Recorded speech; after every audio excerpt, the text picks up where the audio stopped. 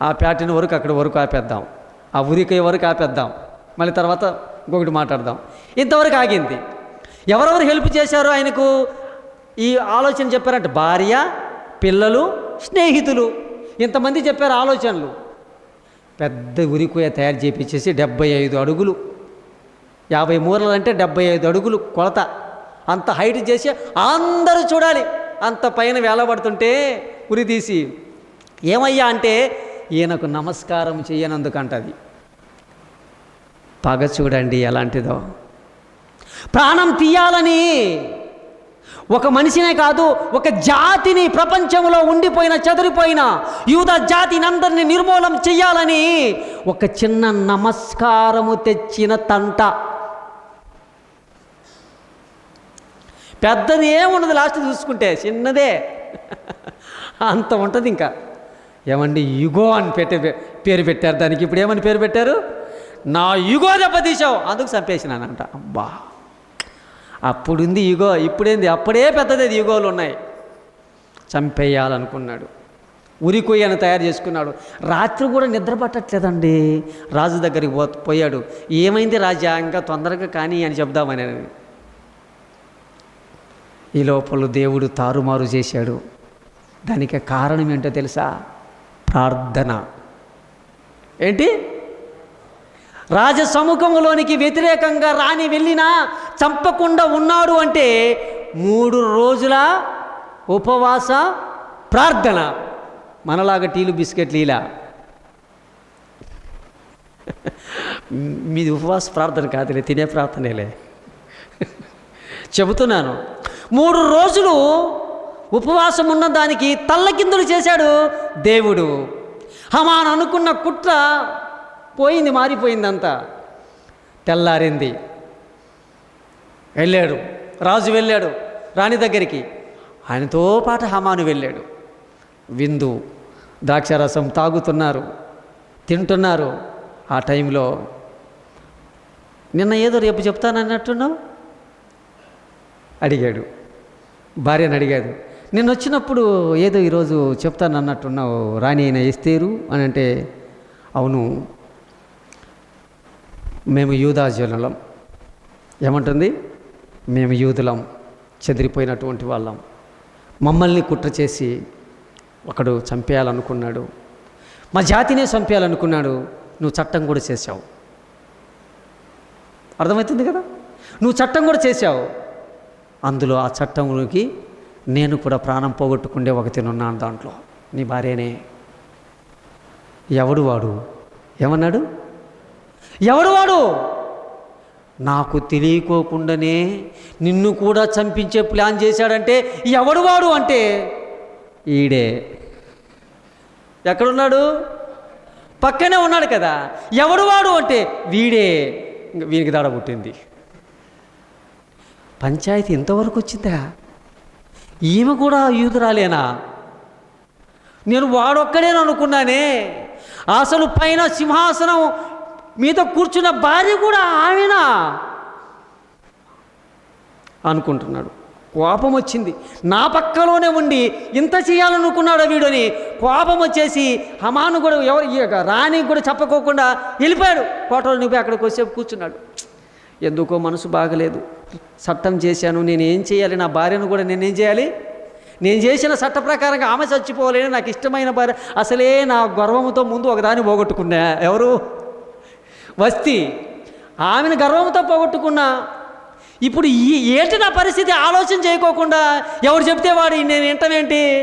కొంచెం ఆలోచన చేయాలి కదా. చెప్పుడు మాట వినకూడదు, ఆలోచించాలి కొన్ని. అప్పుడు రాజు వెళ్ళిపోయి ఆలోచన చేశాడు. ఏంటి ఇలాగా?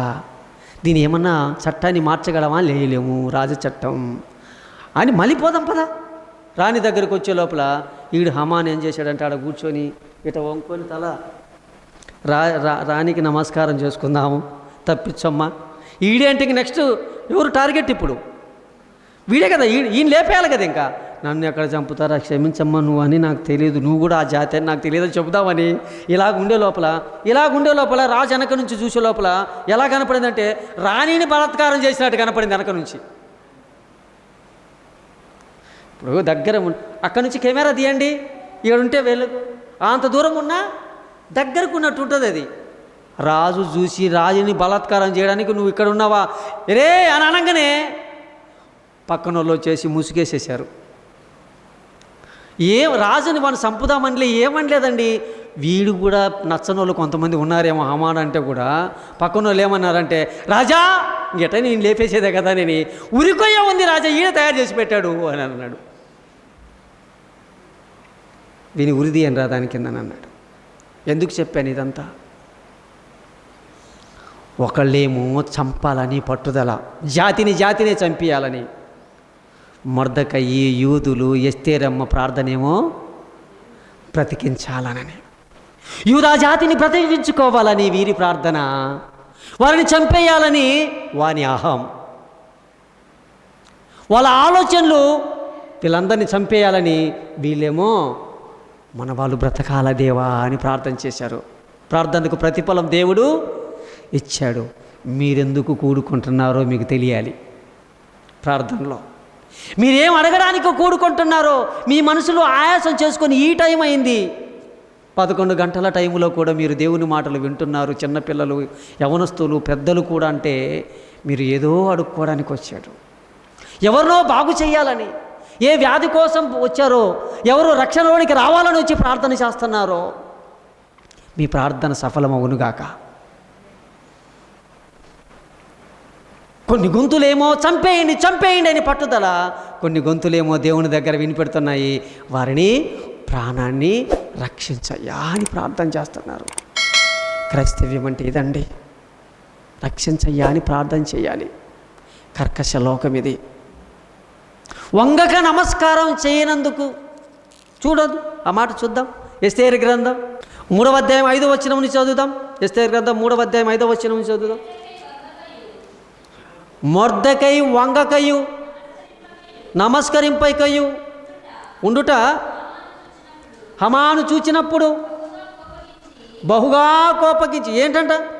మొర్దెకై వంగకయు నమస్కరింపయు చూచినప్పుడు హమాను బహుగా కోపగించి ఇంకా చంపేయాలనుకున్నాడంట. 6వ వచనం, మొర్దెకై ప్రాణం మాత్రం తీయుట చాలా చిన్నది నా దృష్టిలో. ఏంటంటే ఆయన చంపడం, ఒకరిని చంపడం సింపుల్ అంట. చూడండి, చంపడం, ఒకరిని చంపడం చాలా స్వల్పం. అందరినీ చంపేయాలి, అతని జాతిని మొత్తాన్ని నిర్మూలనం చేయాలి అనుకున్నాడు. అనుకున్నప్పుడు ఇప్పుడు ఏం జరిగింది? మళ్ళీ ఇంకొక మాట మనం అదే ఎస్తేరు గ్రంథములో 4వ అధ్యాయం 16వ వచనం చదువుదాం.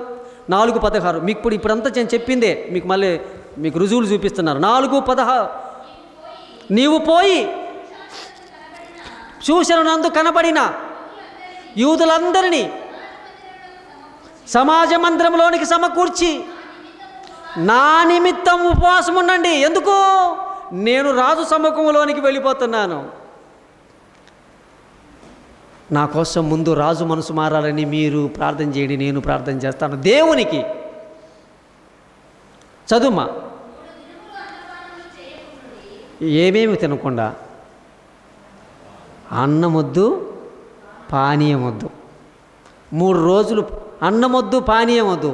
ఇప్పుడు ఉపవాసాలు అంటే ఏంటి? 2 ఇడ్లీ, 1 దోశ, 1 అరటిపండు. ఇంకేం కావాలమ్మా?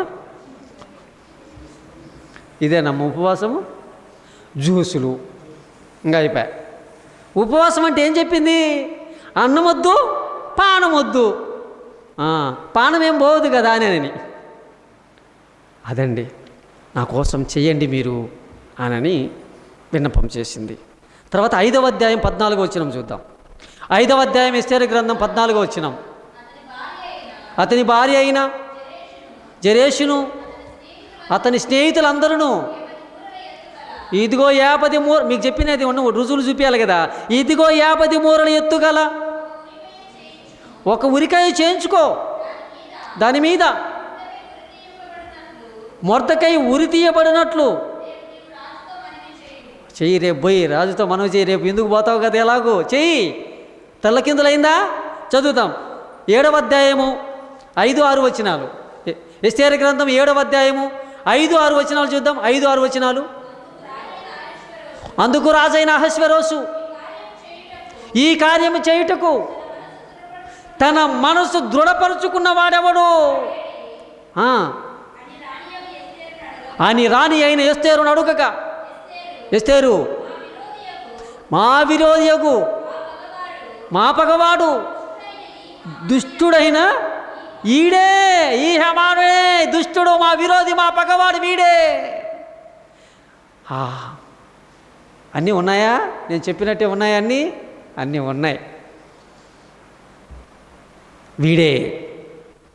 ఇప్పుడు ఏం చేయాలి రాజు? నేనేం చేయలేను, అన్నీ చేసేసాను, ఇదిగో ఒకటి మాత్రం చేయగలను. మీకు ఇచ్చినటువంటి ఈ ఉన్నాయ తాకీదులు చట్టం చేశానే, అది అంచెల వారు తీసుకొని వెళ్ళిపోతున్నారు. వారి దగ్గరికి చేరకముందుగానే ఈ చట్టం మీరు మధ్యలో పోయి వాటిని ఆపేసేసి అధికారాన్ని మీకు ఇచ్చేస్తున్నాను. అయ్యా మా దగ్గర ఏమి లేవయ్యా, బైకులు గీకులు కార్లు అంటే, నా దగ్గర ఏమున్నాయి? రాజు ఎక్కే అశ్వాలు ఫాస్ట్గా పరిగెత్తే గుర్రాలు ఉన్నాయి, తీసుకొని వెళ్ళండి అని అన్నాడు. రాజు రాసిన ఇంకొక తాకీదు తీసుకొని, అయ్యా నేనేం చేయలేను, ఎటు పోట్లా నాకు రాయడానికి, ఏ చట్టం చేయాలనో నా చట్టాన్ని రద్దు చేసే అధికారం నాకే లేదు, మీరేమి రాసుకుంటారో రాసుకోండి అని ఉంగరం తీసేసి ఇచ్చేసేసాడు. ముద్ర రాసేసేసుకొని తాకీదులు తీసేసుకొని అంతలకు పోయి తీసుకుపోయి ఇచ్చేసేసారు. అందరికి ఏమీ లేదు, విడుదల విడుదల విడుదల యూదులు కనంగానే అందరికీ అమ్మయ్య మన ప్రార్థనకు ప్రతిఫలం వచ్చి ప్రాణాలు దక్కాయి. 9వ అధ్యాయం 21 వచనం. యూదులు తమ పగవారి చేత బాధపడక నెమ్మది పొందిన దినములలో వారి దుఃఖం పోయి సంతోషము వచ్చిన నేల. చెప్పండి, వీరి దుఃఖము మానిపోయిందంటే దానికి కారణం చెప్పరు. ఇంతసేపు చెప్పినా కూడా జవాబు చెప్పాం కదా. వీరి దుఃఖము పోయింది, వీరికి సమాధానంగా ఉన్నారు, వీరు హ్యాపీగా ఉన్నారు. ఆ రాజ్యంలో చెదిరిపోయినటువంటి యూదులందరూ అంటే దానికి కారణం 3 రోజుల ఉపవాస ప్రార్థన. రాజ చట్టాలను తారుమారు చేసి దేవుని చట్టం వచ్చేసింది. ఓకేనా? దేవుని పిల్లలారా, మన ప్రార్థనలు అంత శక్తివంతమై ఉండాలి. అది భక్తి కలిగినటువంటి ప్రార్థన ఉండాలి, అది పవిత్రమైనటువంటి ప్రార్థన ఉండాలి, అది పరలోకము చేరుతుంది. ఇంకొక ఆయన గురించి చెప్తాను. ఎటు మీరు ఉండేదే కదా, కొద్దిసేపు ఇంకొక ఆయన గురించి చెప్తాను. దానియేలు కదా, ఏ లోపము లేదంట. లోపం అంటే అందంలో కాదు, గుణములో, చేసేటటువంటి పాలనలో ఏ లోపము. దర్యావేసు రాజు, ఇక్కడ ఏ రాజు ఉన్నాడు? అక్కడ అహశ్వేరోషు రాజు అని చెప్పుకున్నాము, ఇక్కడ దర్యావేసు రాజు, బబులోను సామ్రాజ్యం. ఆ దర్యావేసు రాజు కాలంలో దానియేలు గారిని ఆయన గుణగణాలను చూసి 120 మంది అధిపతులను తన సామ్రాజ్యం మీద అధికారులను నియమించాడు రాజు. లెక్కలు అవి ఇవి ఇట్లాంటివన్నీ చూసుకోవడానికి 120 మంది నియమించి అందులో 3 అధికారులుగా పెట్టాడు. ఈ 120 మంది కరెక్ట్గా చేస్తున్నారా లెక్కలు లేదానని వాళ్ళ మీద మళ్ళీ 3 అధికారులు చేసిన. ఆ 3లో ప్రథమమైనటువంటి వాడు దానియేలు అంటే అంత గొప్పగా పెట్టారండి. ఇక ఇంత వాళ్ళు ఎక్కడి నుంచో చెరపట్టుకొని, ఈయన యూదుడే కదా, యూదుల్లో నుంచి చెరపట్టుకొని వచ్చిన వాడు మన సామ్రాజ్యంలో మనం అధికారంగా ఉండగానే మన మీద వీడంటే అధికారి ఉందా? వివక్ష ఉందా? ఉందండి, వివక్ష ఉంది. ఆ రోజు ఉంది, ఈ రోజు ఉంది అధికారం. అట్లాంటి వివక్ష ఉంది అధికారులకు కొందరిలో. ఇప్పుడు అనుకున్నారు రాజే నియమించాడు, ఈయన మధ్య ఏదైనా తప్పు పడదామంటే ఏమి పాలన విషయంలో తప్పు పట్టడం లే, లెక్కలు కరెక్ట్గా ఉండాలి. ఈ మధ్య మీకు ఒక ఆయన ఫుడ్ కమిషనర్ అని ఉంటాడు, మీరు అందరూ వినే ఉంటారు, అందరూ ఇలా అంటున్నారు. ఎవరైనా ప్రతాప్ రెడ్డి, పూర్వమామిళ్ళ సొంత ఊరు అదే, పూర్వమామిళ్ళ అయింది, విజయ ప్రతాప్ రెడ్డి కదా. అసలు మొన్న వచ్చారండి పొద్దుటూరులో పక్కన చౌటపల్లి ఆ ఊరికి వచ్చారంటే ఆ అంగన్వాడీ టీచర్ వచ్చి మాకు వందనాలు పెట్టి పోవాలన్నా తొందరగా భయం వేస్తుంది, ఆయన వస్తున్నాడు అంటాడు. ఆయన వస్తే ఆయనకు భయపడుతున్నారంటే అర్థం ఏంటి? ఇక్కడ సరైన గుడ్లు ఇచ్చారో, పిండి పంచారో పంచలేదో, పిల్లలకి పాల ప్యాకెట్లు ఇచ్చారో లేదో, భయం వేసేసింది. మాకు భయం వేస్తుంది, ఏం చేయాలనో అని అంటున్నారు. ఈయనే ఇట్లుంటే దానియేలు ఎట్లా ఉండాలా? ఆ కమిషనర్ ఎలా ఉండాలి చెప్పండి? దానియేలు అనే కమిషనరు దర్యావేశు రాజు కింద చేసేటప్పుడు ఎంత స్ట్రిక్ట్గా ఉండాలో భక్తిపరుడు. లెక్కల్లో తేడా వస్తే ఒప్పుకోడు. ఒరే, ఏ విషయంలో ఈయనను తేడా వస్తాయో పట్టుకుందాం అనుకుంటే పాలన విషయంలో తప్పు లేదు, ఒక్క విషయంలో పట్టుకోవచ్చురా, భక్తి విషయంలో పట్టేయచ్చు, దేవుని విషయంలో పట్టేయచ్చు ఇతన్ని అని చెప్పి ఈ విషయం రాజుకి ఎవరికి చెప్పొద్దని 120 మంది మాట్లాడేసుకొని రాజు దగ్గరికి పోతాం ఒక ప్లాన్ వేసుకున్నారు. రాజు దగ్గరికి వెళ్ళారు, మూకుమ్మడిగా రాజు దగ్గరికి వెళ్ళారు. ఏదో రాజును గొప్ప చేయాలని వెళ్తున్నారు. రాజా, రాజాది రాజా, రాజమార్తాండేయ, మీకు ఒక మనవి. పొగడ్తలకు పడిపోని వాళ్ళు ఎవరండి? ఏండి, పొగడ్తలకు పడిపోనోడు అంత జుట్టుండి అయినా కానీ నీది భలే రింగులు ఉంటాయంటే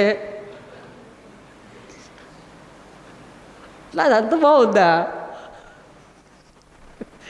అంటే ఎవరు పొగడ్తలకు పడరు, ముక్కు మాత్రం చక్కగా భలే ఉంటుంది. ఇంకా అయిపోయిందంటే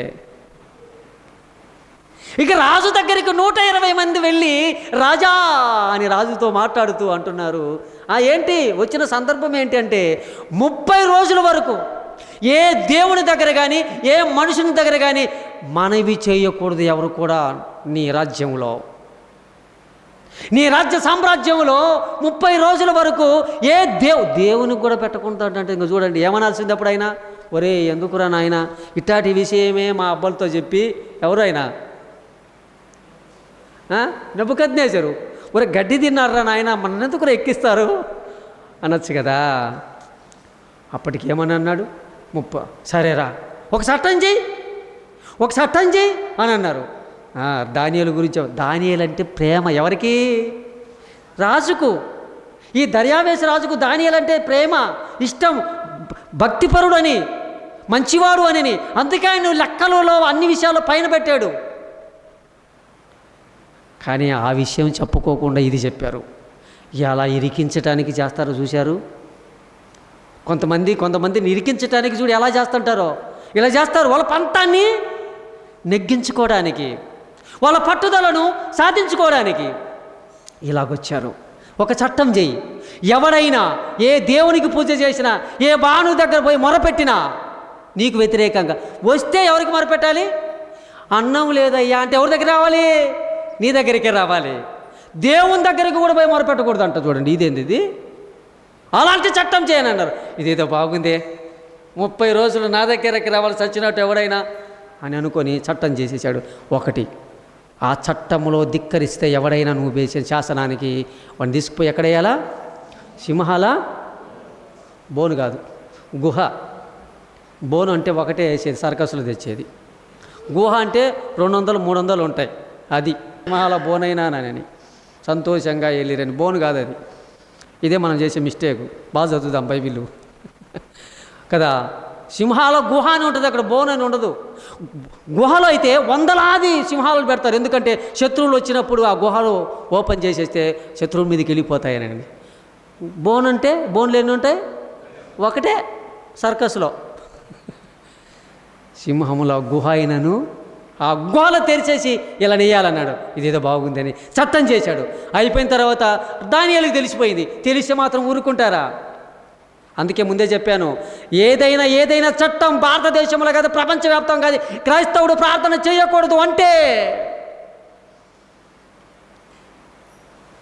చేసేవాడే నిజమైన భక్తుడు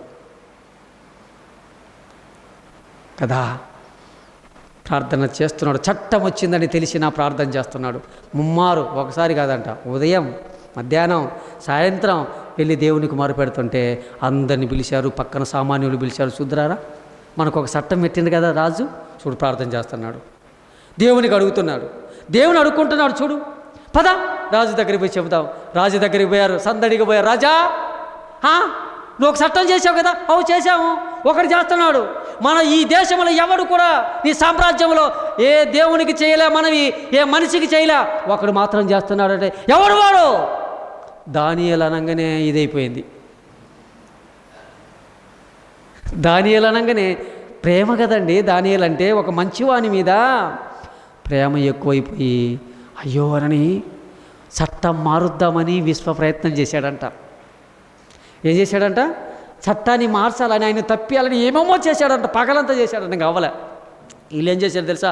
రాజా తెలుసు ఆయన విడుదల చేస్తాడని అర్థమైపోయి రాజుకు చెప్తున్నారు, నువ్వు చేశావు, మన చట్టంలో ఎప్పుడైనా అతిక్రమించేదానికి ఉందా రాజా? లేదురా. ఏమైనా ఉంటాయేమో చట్టాలలో కొన్ని. అందుకే ఇక్కడ మన జిల్లా కోర్టు ఏదైనా ఒకరికి ఏదైనా ఒక శిక్ష పెడితే మళ్ళీ ఎక్కడికి పోతారు వీళ్ళు? హైకోర్టుకి వెళ్తారు. మళ్ళీ ఎక్కడికి వెళ్తారు వాళ్ళు? సుప్రీంకోర్టుకి వెళ్తారు. ఇక్కడ సుప్రీం ఎవరు? దర్యావేశ్ రాజే. నువ్వే చేస్తావు. నో కోర్టు, నో సుప్రీం ఎక్కడ ప్రపంచంలో. ఇక నువ్వు చేయాల్సిందే. నువ్వు చేశావా చట్టం? చేశాం. అయితే విడుదల చేసేదానికి లేదు. దానియేలు చేస్తున్నాడంటే ఏమైనా ఇంకొక చట్టం ఏమైనా తీసుకొచ్చి పెడదామంటే వాళ్ళు వినట్లా. ప్రయత్నం చేశాడు. విఫలం చేసుకొని తీసుకొని పోనరా దానియేలు అని అన్నాడు. సింహముల అంటే రాజు ఏం చేస్తున్నాడు? ప్రాణాన్ని కాపాడాలని. పాయింట్ అది. ఈరోజు నేను చెప్పే పాయింట్ ఇది. రాజేమో దానియేలు యొక్క భక్తుని యొక్క ప్రాణాన్ని కాపాడాలని ఈయనేమో పోరాటం చేస్తున్నాడు. దానియేలు ఏమో దేవునితో మాట్లాడుతున్నాడు. సామాన్యులేమో ఆయన ప్రాణాన్ని తీయాలని. చూడు, 3 రోల్స్ ప్లే అవుతున్నాయి అక్కడ. అది ఒక గుంపేమో ప్రాణం తీయాలని, ఒక ఆయనేమో ప్రాణం రక్షించాలని, ఒక ఆయనేమో ఎలాగైనా నా దేవుడు నన్ను కాపాడగలడు, నేను నా దేవుని దృష్టికి అందుకే రాత్రిపూట రాజా నాట్యాలు వద్దురా ఈరోజు అని అన్నాడు. ఆనందం లేదు, మందు లేదు, ఏమి లేదు. రాత్రంతా ఏమి తినుకోకుండా ఉపవాసం ఉండి అడుగుతున్నాడు, దేవా ఒక నీతిమంతుడికి సింహములు పాలైపోయి చచ్చిపోవడం బాగుండదే అని అంటే తెల్లవారు జామున లేచి దగ్ధస్వరముతో వెళ్ళి గొంతు ఒకలాగా వెళ్ళిపోయి ఆ దగ్ధస్వరముతో దానియేలు అనుదినము నువ్వు సేవించుచున్న నీ దేవుడు నిన్ను రక్షించిన అంటే రాజు చిరంజీవగునుగాక. నా దేవుడు దృష్టికి నేను ఎలా కనపడ్డాను? నిర్దోషిగా కనపడ్డాను. ఎలా కనపడ్డాను? నా దేవుని దృష్టికి నేను నిర్దోషిగా కనపడ్డాను. సింహాల నోలను దేవుడు మూయించాడు, నాకు ఏ హాని జరగలేదు రాజా అంటే గుహను ద్వారమును తెరవన్రా అని అన్నాడు. బయటకు వచ్చేసాడు. ఎవర్రా ఇళ్ళ మీద కుట్ర చేసింది? వాళ్ళనే కాదు, అధిపతుల భార్యలు, వాళ్ళ పిల్లలు మొత్తం తీసుకొచ్చి వేసేసేయను రా అని అన్నాడు. కథం వారి జీవితాలు. అర్థమైందా? పట్టుదల బట్టి ప్రాణం తీయాలనుకున్న దాని తల్లకిందులు దానియేలు ప్రార్థన భక్తి జీవితం మార్చేసింది. ఉందా అంత ప్రార్థన మనకు? దానియేలు చెల్లెలివేనా నువ్వు? దానియేలు తమ్ముడివేనా నువ్వు? నేను? మనమందరం మరి ఎంత పట్టుదల ఉండాలి మన ప్రార్థనలో? ఈ రాత్రి కాలంలో మనలో ఎంత పట్టుదల ఉండాలి మన ప్రార్థనలో? అర్థమైందా? అంత పట్టుదల ఉండాలి. చివరిగా ఒక స్త్రీ గురించి చెప్తాను. స్త్రీలకు కూడా ఇంత పట్టుదల ఉంటుందండి. ఒకప్పుడు స్త్రీలను పురుషుడు చంపినట్టు మనం చూసాం. ఇప్పుడు భార్యను చంపిన భర్త, తెల్లగందులు కదా, ఇప్పుడు భర్తలను చంపిన భార్య, మజ్జిగలో మత్తుమాతరులు దిండు పెట్టేసి చంపేసేసేసింది. ప్రియుని మోజులో భర్తను బలి తీసుకునే భార్య. అమ్మో, భార్యకు ఇంత శక్తి ఉందా అండి స్త్రీలకు? పగ, ఎలాంటి పగ? వాళ్ళు మామూలు పగ పట్టరంట. మనం అంటున్నాం పాము పగ పట్టింది అంటున్నాం, పాపం దాని మీద నెట్టేస్తున్నాం. పగ పాపం అదేం తెలుసు దానికి? పాముకు పగే తెలుదు.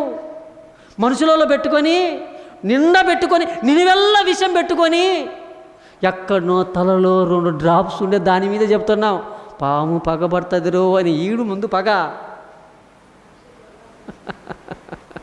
కదా. అందుకే ఒక కవి అన్నాడు, వృక్షముకు అంటే తేలుకు వెనక కుండిలో తోకలో ఉంటుంది ఒక డ్రాపు, పాముకు నోటిలో ఉంటుంది ఒక డ్రాపు విషము, మనిషికి అరికాలు మొదలుకొని ఈ కలునికి నడినెత్తి వరకు విషమే విషం. అంటే పాము మీద చూపిస్తున్నారు, పాము పగబడుతుంది అని. అది అనుకుంటాడు, నేనా నువ్వా? అదేమనుకోవాలి, నేనా నువ్వా పగబట్టేది? ఎప్పుడో చిన్నప్పుడు ఏదో చిన్న ఆట ఆడుకుంటా ఏమేమో ఆమె అన్నదంట, ఇప్పటికీ ఆమె పెళ్ళైనా మాట్లాడదంట.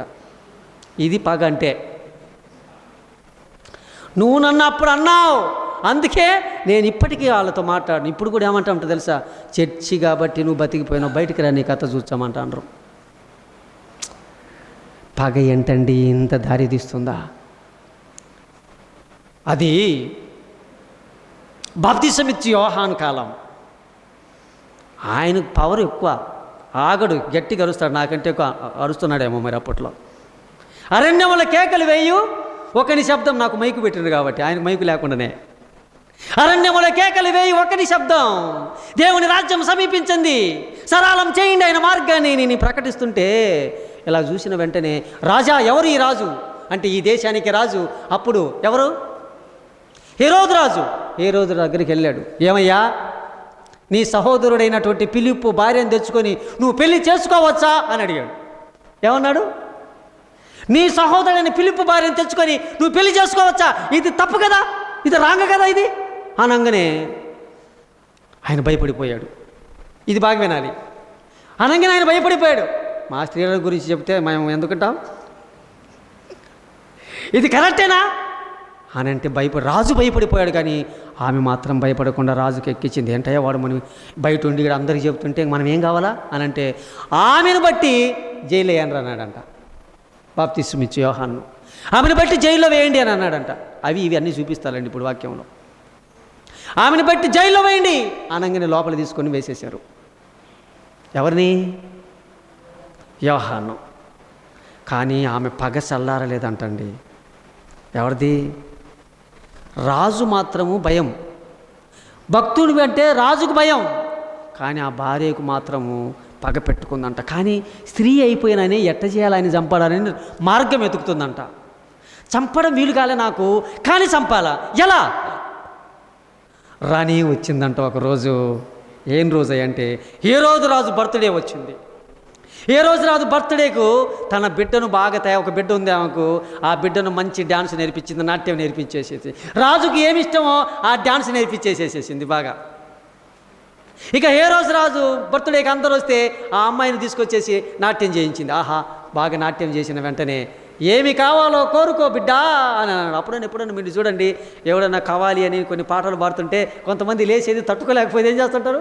10 రూపాయలు 100 రూపాయలు పోయి పిన్ను తీసుకొని ఏం చేస్తుంటారమ్మా? పుట్టట్లు చూడలే, ఈ వీధులలో కూడా డ్యాన్సులు వేస్తుంటే మన పిల్లలు కూడా ఎవరైనా ఎప్పుడైనా, అప్పట్లో మీరు కాదు వెళ్ళేది కుడుతుంటారు అనమాట డబ్బులు. ఆహా భలేసేవరా డాన్సర్ అని. నీకే 100 రూపాయలు కుట్టేంతుంటే ఇక రాజు సగం ఇస్తాను రాజ్యంలో నీకు అని అన్నాడు. కోరుకో, సగమైన కావాలా బిడ్డా అని అంటే కోరుకోను కూడా తెలియని వయసు, ఏమి కోరుకోవాలో కూడా తెలియని వయసు. వాళ్ళ అమ్మ దగ్గరికి వెళ్ళింది. అమ్మ ఏం కోరుకోవాలి మమ్మీ అంటే, యోహాను తల కావాలని అడుగుని. పాపం ఏం చేసుకుంటుంది? ఆమె పగను ఈమె ద్వారా తీర్చుకోవడానికి ఒక్క పావుగా వాడుకు ఒక వెపన్గా బిడ్డను తయారు చేసింది. చూశారు మనం మన బిడ్డల్ని ఎలా తయారు చేయాలి, నీ కోరికను నెరవేర్చుకోవడానికి నువ్వు ఎలాగ దేవుని దగ్గర నీ పిల్లోని, నీ కుమారుని, నీ కూతురుని తయారు చేయాలి.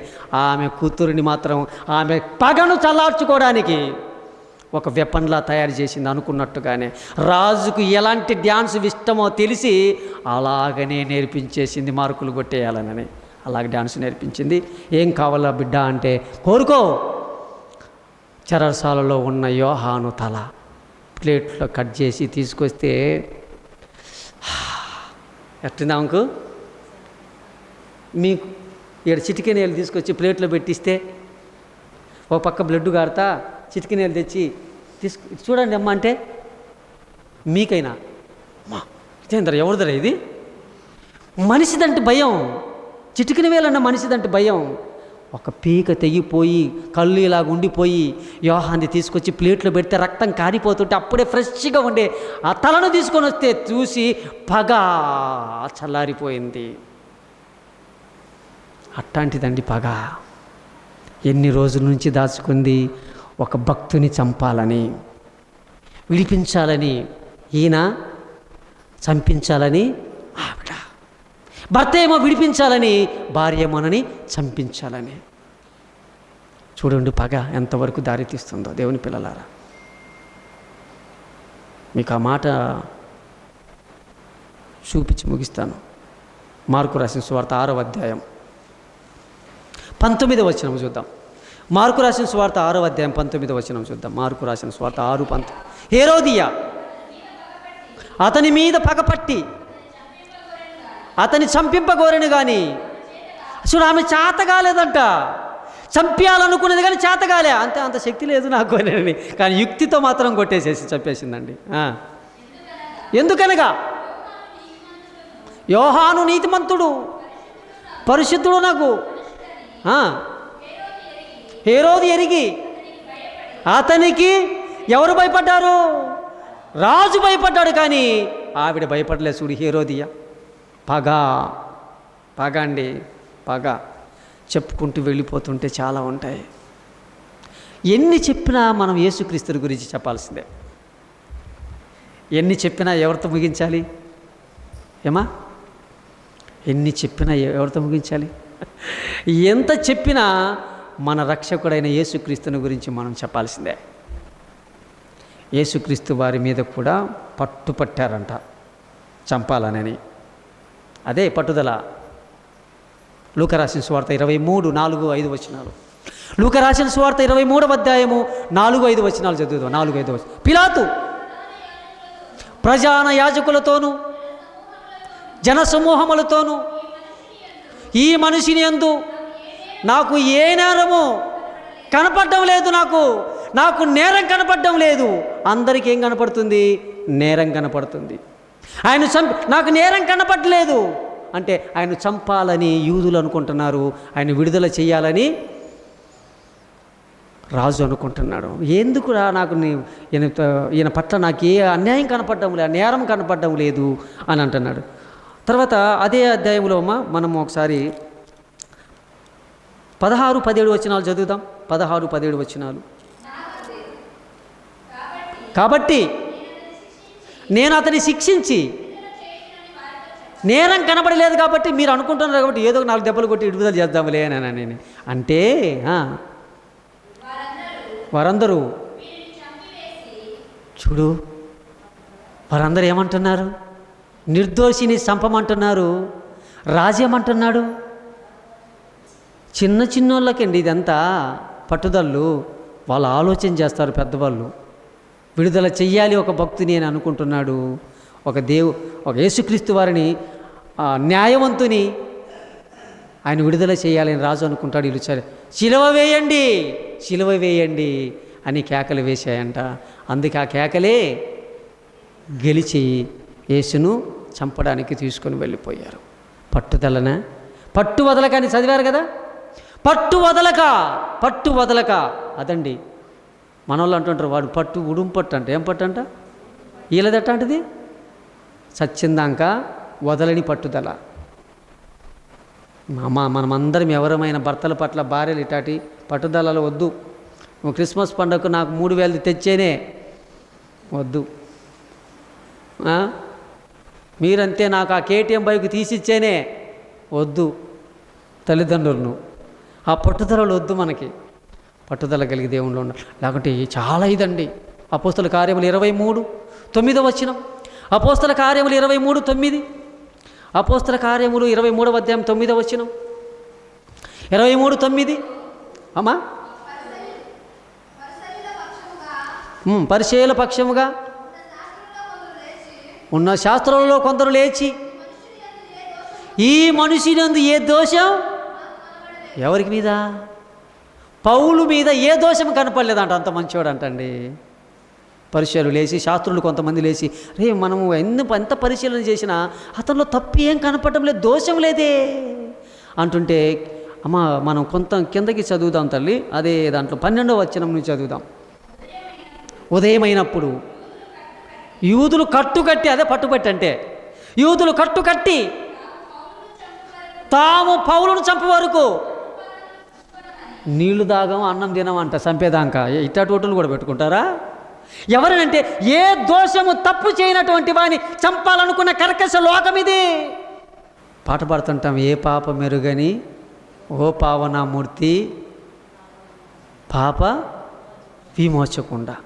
ఏ పాపము లేని ఆయనను మనం నమ్ముకున్నప్పుడు మనలో కూడా ఏ పాపం ఉండకూడదండి. మనకు అంటకుండా జాగ్రత్తగా చూసుకోవాలి వీలైనంత వరకు. ఎవరో చెప్పాడని చెప్పుడు మాటలు, ఎవరో చేశారని విని పగ ద్వేషం పెంచుకోకూడదండి. కొన్ని అలా కనపడతాయి మనకి, కొన్ని అలా వినపడతాయి మనకి, వద్దండి. అవి ప్రాణం తీసేంత వరకు పగగా మారిపోకూడదు. అందుకే దేవుడు రాయించాడు. ఏం పెట్టుకున్నారంట, ఒక నిర్దోషి తప్పు లేదని చెప్పినటువంటి ఆ జనాంగంలోని కొంతమంది వచ్చి అతన్ని చంపినంత వరకు మేమేం తినము, అన్నపానములు ముట్టుకోము అని అన్నారంట. అట్లాంటి ప్రతిజ్ఞ పూని ఎవరైనా ఉంటే క్రైస్తవునికి ఒకటి దేవుడు చెప్తున్నాడు. రోమీలకు రాసిన పత్రిక 12:12 ముగింపులోకి వచ్చాను. ఇంకా మీకు కంక్లూషన్ చూపిస్తున్నాను. రోమీలకు రాసిన పత్రిక 12వ అధ్యాయం 12వ వచనం, నిరీక్షణలు గలవారైతే, శ్రమయందు ఓర్పు గలవారైతే ఏముండాలంటే ప్రార్థనలో, అది మనకు ఉండాల్సింది. ప్రార్థనలో ఏముండాలంటే పట్టుదల. ప్రార్థనలో పట్టుదల. దీనికి పెట్టుకుందామని పట్టుదల. ఈ ఆదివారం ఎన్ని ఉన్న పనులు ప్రార్థనకి వెళ్ళాల్సిందే. ఈ ఆల్ నైట్ ప్రేయర్కు ఎంత నిద్ర వచ్చినా, ఎంత పని ఒత్తిడి ఉన్నా ప్రార్థనకు వెళ్ళవలసిందే. పట్టుదల. దీనికండి మనకు ఉండాల్సిందే పట్టుదల. ఏముండాలి మనకి? అందరం చెబుదామా? పట్టుదల. ఏముండాలి? ఏ విషయంలో? ఇంకా మిగతా దేని అందొద్దండి. మీకోసం పట్టుదలే కాదు, నా కోసం కూడా పట్టుదలగా ప్రార్థన చేయండి అని 6వ అధ్యాయము 20వ వచనం చివరి మాట, ఎఫెసీయులకు రాసిన పత్రిక 6వ అధ్యాయం 20వ వచనం. మీకు నేను దానియేలు గ్రంథంలో స్టోరీ మాదిరిగా చెప్పాను కానీ రెఫరెన్సులు చూపించలేదు మీకు. నేను ఇది చదివితే ఆ రెఫరెన్స్ ఊరికే చూపిస్తాను, చదివే నేను, మీరు రాసుకోండి. 6వ అధ్యాయం 20వ వచనం ఎఫెసీయులకు రాసిన పత్రిక చదువునానా?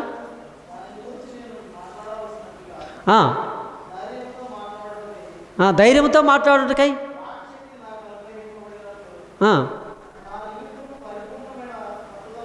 పరిపూర్ణమైన పట్టుదలతో నా కోసం ప్రార్థన చేయండి. మనమందరం ప్రార్థన చేద్దాం పట్టుదలతో, ఓకేనా? నా కోసం ప్రార్థన చేయండి అంటే మీరు నా కోసం చేయాలి, నేను మీకోసం చేయాలి. మనమందరం ఎవరో కోసం ప్రార్థన చేయడానికి వచ్చాం. మీ అవసరతలు దేవుడు తీరుస్తాడు, మన అవసరతలు తీరుస్తాడు, ప్రపంచంలో ఉండే అందరి అవసరతలు తీరుస్తాడు. దానికోసమే మనమందరం నిద్ర మానుకొని ఇక్కడికి వచ్చి ప్రార్థన చేస్తున్నాం. పట్టుదలగా ప్రార్థన చేద్దాం. నేర్చుకున్నటువంటి దీని ప్రకారంగా మనం బ్రతకాలని నేను కోరుకుంటూ, మరి వీరందరి జీవితాలను దేవుడు మనకు ఆదర్శంగా పెట్టాడు. ఏ విషయంలో మనం పట్టుదల కలిగి ఉండాలంటే ప్రార్థన విషయంలో మాత్రమే మనం పట్టుదల కలిగి ఉందాం. ఒకరిని రక్షించటానికి, ఒకరి ప్రాణాన్ని కాపాడడానికి పట్టుదలగా ఉందాం. రోసానికి పోకూడదు. అది క్రైస్తవుని యొక్క లక్షణం కానే కాదు. మోకాళ్ళు లేచి ప్రార్థించటమే క్రైస్తవుల యొక్క లక్షణం, విధి. క్రైస్తవుల యొక్క విధి అదే దేవుడు మనకు రాయించాడు.